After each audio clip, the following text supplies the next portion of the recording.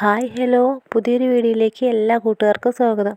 അപ്പോൾ എപ്പോഴത്തെയും പോലെ തന്നെ ഇന്നൊരു എളുപ്പമുള്ളൊരു കറിയായിട്ടാണ് വന്നിട്ടുള്ളത്. അപ്പോൾ നമുക്ക് വേഗം തന്നെ വീഡിയോയിലേക്ക് കിടക്കാം അല്ലേ. കുറേ ദിവസമായി വീഡിയോ ഒക്കെ ആയിട്ട് വന്നിട്ട്. അപ്പോൾ അതേ ചക്കക്കുരുവൊക്കെ ആയിട്ട് റെഡിയാക്കി കഴുകാൻ വേണ്ടി വെള്ളത്തിലിട്ട് വെച്ചിട്ടുണ്ട്. ചക്കക്കുരു സീസണൊക്കെ കഴിഞ്ഞ് തുടങ്ങിയില്ലേ. ഞാനിപ്പോഴാണ് ഇങ്ങനൊരു വീഡിയോ ആയിട്ട് വരുന്നത്.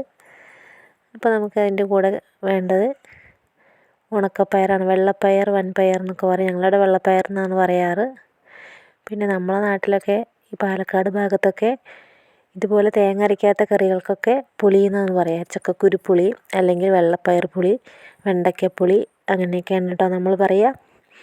അപ്പോൾ എന്തായാലും അങ്ങനത്തെ ഒരു ഈസി കറി നമുക്ക് കാണാം. അതിനായിട്ട് വെള്ളപ്പയർ ഇവിടെ വറുത്ത് ഞാൻ മാറ്റി വെച്ചിട്ടുണ്ട്. ഇതുപോലെ വറുത്ത ഉടൻ തന്നെ വെള്ളത്തിലേക്ക് ഇട്ട് കൊടുത്തിട്ടുണ്ട്. ഇനി ആ ചട്ടിയിൽ തന്നെ നമുക്ക് കറിയിലേക്ക് ആവശ്യമായിട്ടുള്ള മല്ലിപ്പൊടി, മുളക് പൊടി ഇട്ട് കൊടുക്കാം. 1 സ്പൂൺ മല്ലിപ്പൊടിയാണ് ഇവിടെ ഇട്ടിട്ടുള്ളൂ. എരിവ് ഓരോരുത്തരുടെ ഇഷ്ടത്തിനനുസരിച്ചിട്ട് ഇട്ട് കൊടുക്കാം. കൂടുതൽ വേണ്ടവർ കൂടുതലിടുക, കുറച്ച് മതിയുള്ള. ചട്ടി നല്ല ഇപ്പോൾ ചൂടായി കിടക്കുകയാണ്.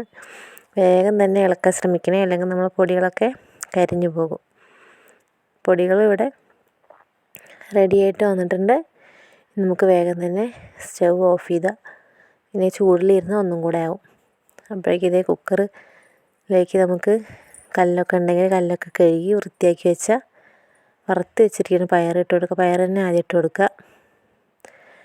പയറിന് കുറച്ച് വേവുള്ളതല്ലേ, അപ്പോൾ നമ്മൾ അടിയിൽ പയർ ഇട്ട് കൊടുക്കുക. അതിന് ശേഷം കഴുകി നമ്മളെ ചക്കക്കുരു ഇട്ട് കൊടുത്തിട്ടുണ്ട്. ഇതിലേക്ക് ഇനി ആവശ്യമുള്ള പൊടികളും ഒക്കെ നമുക്ക് ഇട്ട് കൊടുക്കാം. ആദ്യം തന്നെ മഞ്ഞൾപ്പൊടി ഇട്ട് കൊടുത്തിട്ടുണ്ട്. ഇനി അടുത്തതായിടുന്ന നമ്മൾ നേരത്തെ വറുത്ത് മാറ്റി വെച്ചില്ലേ മല്ലിപ്പൊടി, മുളക് പൊടി, അതാണ്. അപ്പോൾ അത് ഇട്ട് കൊടുത്തതിന് ശേഷം എനിക്കൊക്കെ കൈയളവാണ്, അപ്പോൾ നമുക്ക് കല്ലുപ്പും കൂടി ആവശ്യത്തിന് ഇട്ട് കൊടുക്കാം. ഇനി വേകാൻ ആവശ്യമായ വെള്ളം കൂടെ ഒഴിച്ച് കൊടുക്കാം. ഇനി നമുക്കത് അടച്ച് വെച്ച് 2 വിസിലായ നമ്മളെ കഷ്ണങ്ങൾ വെന്ത് കിട്ടുമേ.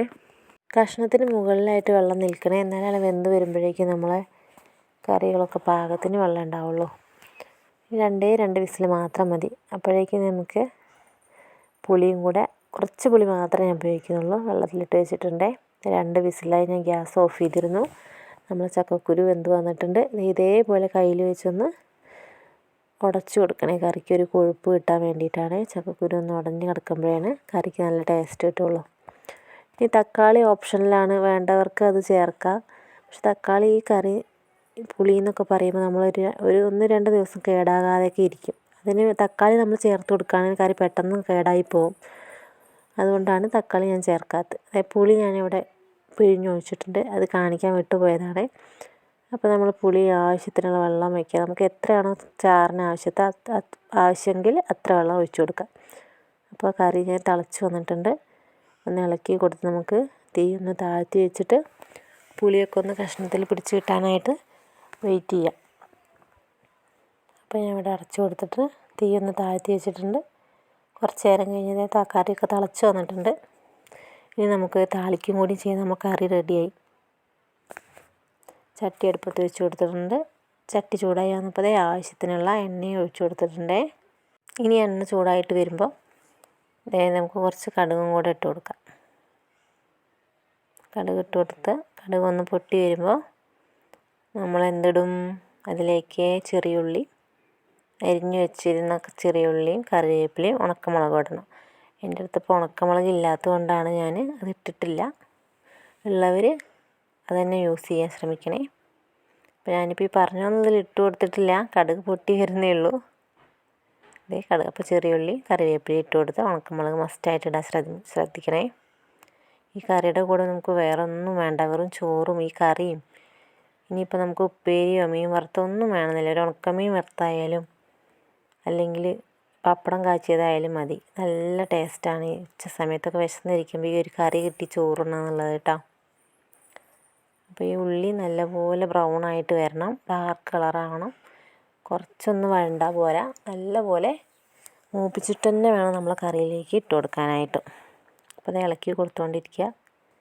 ഈ ഒരു കളർ കണ്ടോ, ഈ ഒരു കളറിലേക്ക് നമ്മൾ ഉള്ളി മാറുമ്പോൾ നമുക്ക് വേവിച്ച് വെച്ചിരിക്കുന്ന കുക്കറിലെ കറി ഇതിലേക്ക് അങ്ങോട്ട് തട്ടിക്കൊടുത്താൽ മതിയാവും. അപ്പോൾ മോനാണ് അപ്പുറത്തിരുന്ന് ചുമക്കണേ, എല്ലാവരും ഒന്ന് ക്ഷമിക്കുക. അതായത് നമ്മൾ കറി ചട്ടിയിലേക്ക് തട്ടിയിട്ടുണ്ട്. ഇനി നമുക്ക് ഇളക്കി അങ്ങോട്ട് കൊടുത്താൽ നമ്മൾ കറി ഓഫ് ചെയ്ത് സെറ്റായി. ഇതേ കണ്ടോ, നല്ല പച്ചവെള്ളം പോലെയുള്ള കറിയൊന്നുമല്ല, നല്ല കുറുകിയ കറി തന്നെയാണ്. ഒന്ന് തണുക്കുമ്പോഴേക്കും ഒന്നും കൂടെ കറി കുറുകി വരും. സിമ്പിളായിട്ടുള്ള കറിയാണ്. എല്ലാവരും ഒന്ന് ട്രൈ ചെയ്ത് നോക്കണം. നമ്മളെ ഉള്ളിയൊക്കെ കണ്ടോ എല്ലാവിടെയും പരന്നതേ ഉള്ളി മൂത്തൊക്കെ കിടപ്പുണ്ട്. കാണാൻ തന്നെ ഭംഗിയുണ്ട് അല്ലേ. അപ്പോൾ എല്ലാവർക്കും ഈ ഒരു സിമ്പിളായിട്ടുള്ള കറി ഇഷ്ടമാവുമെന്ന് ഞാൻ പ്രതീക്ഷിക്കുന്നു. ഒന്നുമില്ല, ഏറ്റവും സിമ്പിളായ കറികൾ മാത്രമേ ഞാൻ എൻ്റെ ചാനലിലൂടെ കാണിക്കാറുള്ളൂ. അപ്പോൾ എല്ലാവരും ഒന്ന് ഉണ്ടാക്കി നോക്കിയിട്ട് അഭിപ്രായം പറയണേ, എല്ലാവർക്കും ഇഷ്ടമാവും. പുതുതായിട്ട് ചാനൽ കാണുന്നവർ സബ്സ്ക്രൈബ് ചെയ്യാനും സപ്പോർട്ട് ചെയ്യാനും മറക്കല്ലേ. അടുത്തൊരു വീഡിയോ ആയിട്ട് വരാം. Thank you.